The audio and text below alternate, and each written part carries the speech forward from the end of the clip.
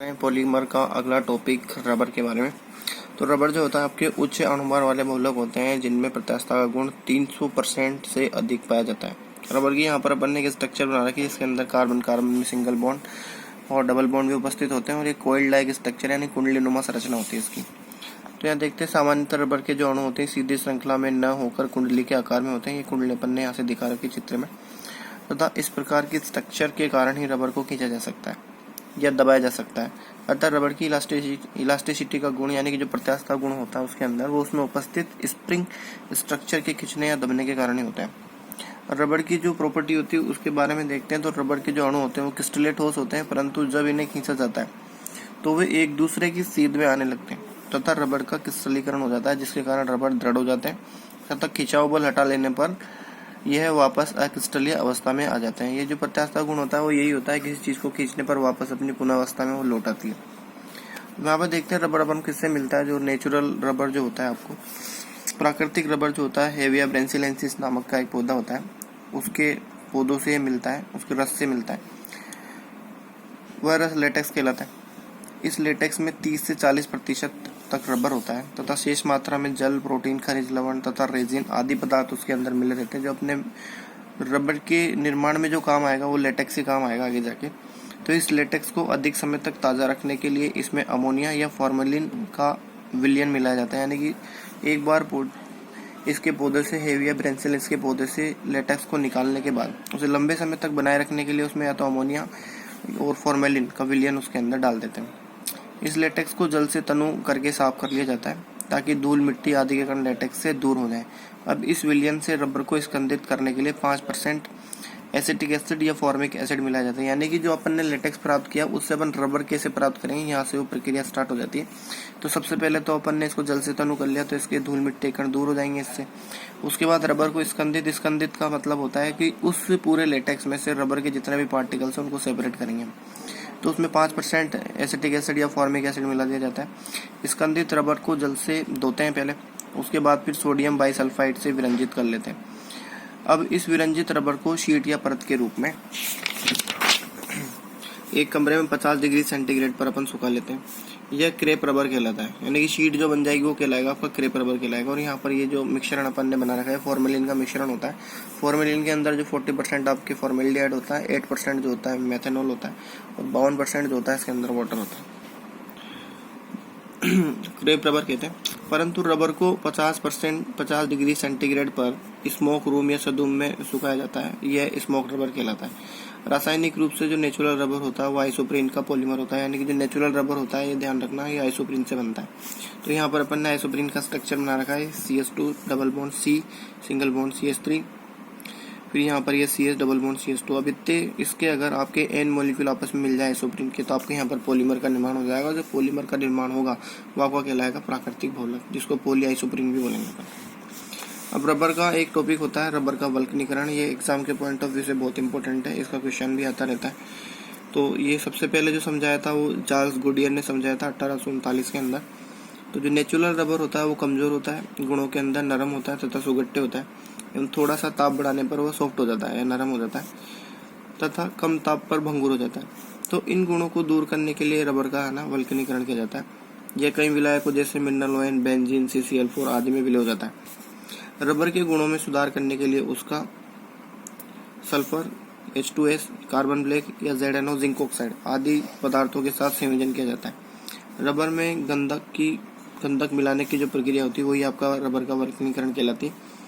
इस प्रक्रिया में कच्चे रबर को गंधक के साथ 100 डिग्री सेंटीग्रेड या 150 डिग्री सेंटीग्रेड तक उसको गर्म किया जाता है ताकि गंधक द्विबंधों के स्थान पर आ जाता है। इससे इस रबर में गंधक की मात्रा 2 से लेकर 35% तक हो सकती है। रबर की पतली चद्दरों का वल्कनीकरण करने हेतु उन्हें या तो सल्फर मोनोक्लोराइड यानी कि H2Cl2 में डुबोते हैं या उसकी वाष्प में रखते हैं। उसके बाद देखते हैं वल्कनीकरण जो रबर होता है उसमें प्रत्यास्थता तरन सामर्थ्य के गुण रबर की अपेक्षाकृत ज्यादा पाए जाते हैं, यानी कि जो सामान्य रबर होता है और जो वल्कनीकरण रबर होता है उसमें प्रत्यास्थता का तथा तरन सामर्थ्य गुण जो होगा ज्यादा होगा एवं यह रबर जो होता है ताप तथा विद्युत चालकता का भी प्रतिरोधी होता है। यहाँ पर ये वल्कनीकृत रबर की अपन ने संरचना बना रखी है यहाँ पर।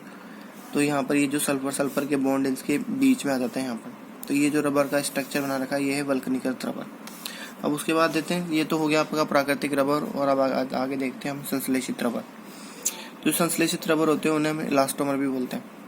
तो संश्लेषित रबर वास्तव में रबर ना होकर रबर जैसे पदार्थ होते हैं, अतः इन्हें रबर ना कहकर इलास्टोमर कहा जाता है। इनके भौतिक गुण रबर के समान ही होते हैं, यानी खींचने का गुण होता है इनमें भी, परंतु इनके जो केमिकल गुण होते हैं या फिर केमिकल प्रॉपर्टीज होती है जैसे अणु संरचना तथा अणुभार भिन्न होते हैं। ये इलास्टोमर निम्न प्रकार के हो सकते हैं। यहाँ पर कुछ इलास्टोमर दिए गए हैं आपके सिलेबस के अंदर। इसमें पहला आपके ब्यूनाइस।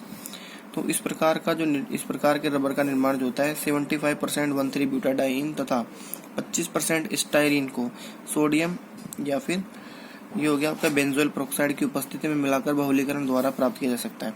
यानी कि इसके अंदर आपके पास 2 यूनिट होगी, एक तो हो गया कि 1,3-ब्यूटाडाइन और एक हो गया आपके ये स्टाइरीन। तो 1,3-ब्यूटाडाइन का तो आपको 3% लेना है और इसका 1% लेना है, यानी कि 3:1 का रेशियो लेना है। तो ये अपन ने मिला लिया, इसके बाद इसका ब्यूनाइस का फॉर्मेशन हो जाएगा। तो ये ब्यूनाइस है यहाँ पर। इसके अंदर ये वाली जो यूनिट है 1,3-ब्यूटाडाइन से आई है और ये वाली यूनिट जो है आपके स्टाइरीन से आई है। तो यहाँ पर ये जो बहुलक का निर्माण हुआ ये है आपके ब्यूनाइस।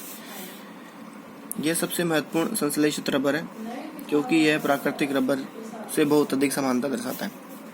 इस रबर पर ताप व घर्षण का प्रभाव कम पड़ता है, किंतु इसका तनन सामर्थ्य कुछ कम होता है, इसलिए इसके गुणों को सुधारने के लिए इसका वल्कनीकरण किया जाता है। इसका उपयोग देखते हैं कि टायर में हो सकता है, ट्यूब में हो सकता है, विभिन्न प्रकार के जो बेल्ट होते हैं उनके बनाने के अंदर इसका उपयोग किया जा सकता है। ये भी कोपोलीमर होता है। कोपोलीमर का मतलब 2 जो यूनिट होती है वो डिफरेंट होती है तथा ये जो पॉलीमराइजेशन होता है वो अपने पास एडिशन पॉलीमराइजेशन से होता है, क्योंकि जो दोनों यूनिट है उनके अंदर आपके पास मल्टीपल बॉन्ड प्रेजेंट है। उसके बाद जो अगला पॉलीमर है आपके वो ब्यूनाइन है। ब्यूनाइन भी कोपॉलीमर है। कोपॉलीमर का मतलब होता है दोनों मोनोमर यूनिट जो होती है इसकी डिफरेंट होती है। अब ये किससे निर्मित होता है? ये एक 1,3-ब्यूटाडाइन से निर्मित होता है और साथ में इसमें होता है एक्रिलोनाइट्राइल। ये 2 इसकी मोनोमर यूनिट है और इसको हम नाइट्राइल रबर भी बोलते हैं। ये स्पंजी तथा जालीदार रूप में भी बनाया जा सकता है। अब यहाँ पर ये जो यूनिट है आपकी 1,3-ब्यूटाडाइन हो गई और ये वाली जो यूनिट है आपकी एक्रिलोनाइट्राइल की यूनिट है। तो यहाँ पर ये दोनों आपस में फ्यूज होकर ये मोनोमर आपस में मिलकर एक पॉलीमर का निर्माण करते हैं जो आपके ब्यूनाइन कहलाएगा। अब ब्यूनाइन जो होता है ये पेट्रोलियम तेल तथा वेजिटेबल ऑयल में आसानी से नहीं घुलता है, ये इसके गुण है। इसकी तनन सामर्थ्य जो होती है काफ़ी कम होती है। ताप व घर्षण का प्रभाव इस पर कम पड़ता है। अब अगला जो रबर है आपके पास है ब्यूटिल रबर। तो इस बहुलक आपके अगला जो रबर है वो ब्यूटिल रबर है। इस बहुलक का निर्माण जो होता है आपके 97% आइसोब्यूटाइलिन तथा 3% आइसोप्रीन को मिलाकर 100 डिग्री सेंटीग्रेड पर गर्म करने पर किया जाता है। ये वाली जो यूनिट है आपके ये तो हो गया आपकी आइसोब्यूटाइलिन और ये वाली जो यूनिट है ये हो गया आइसोप्रीन, यानी कि आइसोब्यूटाइलिन और आइसोप्रीन ये दोनों आपस में कंबाइंड होंगे मोनोमर और आपके पॉलीमर बन जाएगा ब्यूटिल रबर। यहाँ पर इसका स्ट्रक्चर ये बना रखा है हमने। तो यहाँ पर ये जो है आपका ब्यूटिल पॉलीमर है, ब्यूटिल रबर है। इस रबर की जो तनन सामर्थ्य होती है वो अधिक होती है। यह रबर जो होता है घर्षण प्रतिरोधी होता है। यह रबर अम्ल व क्षार को एकत्र करने की बड़ी टंकियों बनाने के लिए काम में ले जाता है, यानी कि एसिड और बेस को कलेक्ट करने के लिए हम ब्यूटिल रबर का उपयोग कर सकते हैं। अगला रबर है आपके पास न्यूप्रीन। इसका जो निर्माण होता है क्लोरोपीन के बहुलीकरण द्वारा किया जाता है, यानी कि ये जो स्ट्रक्चर है CH2 double bond C single bond CH single bond CH double bond CH2, ये जो स्केलेटन आपके पास ये क्लोरोपीन कहलाएगा। अगर क्लोरोपीन के आपके पास बहुत सारी यूनिट अगर मिल जाए तो आपके पास जो पॉलीमर बनेगा वो बनेगा आपके पास न्यूप्रीन। तो न्यूप्रीन का स्ट्रक्चर ही हमने यहाँ पर बना रखा है।